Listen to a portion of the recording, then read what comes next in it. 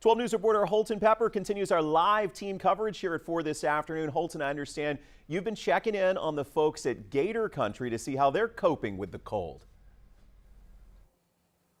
I absolutely have. And first of all, let me say this is not cowboy weather, at least not East Texas cowboy weather, or a cowboy like me. Maybe Montana, maybe way up there in Montana, herding cows around up there in the snow. That might be for them. This ain't for me. This is cold. But, you know, what's fascinating about these kinds of animals, you know, you think about these different kinds of animals that go through hibernation and stuff like that. There are certain, like, measures in place inside of their head. They've been here for 300 million years, these gators. And talking about these gators, they are amazing, okay? In the first step of hibernation, when it gets to about 68 degrees, okay, they stop feeding because of the hibernation. So say they have a final meal, they may try to conserve that meal inside of them and set it to a certain temperature, cold-blooded animal, of course, and they take that meal and they keep it at a certain temperature so that it doesn't rot inside of their stomach.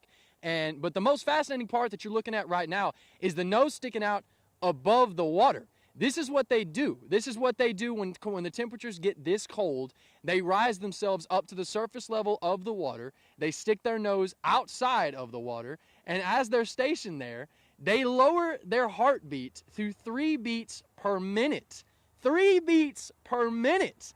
That is insane. They have a 4-chambered heart, okay? Usually beats about 55 beats per minute, but when it gets this cold, they go into autopilot. They just go into complete hibernation, cryostasis, if you will. They get stuck in this ice, they get frozen in place. The nose is stuck outside of the water so that, of course, that it can breathe, and it sits there and idles at 3 beats per minute. It is an outstanding thing.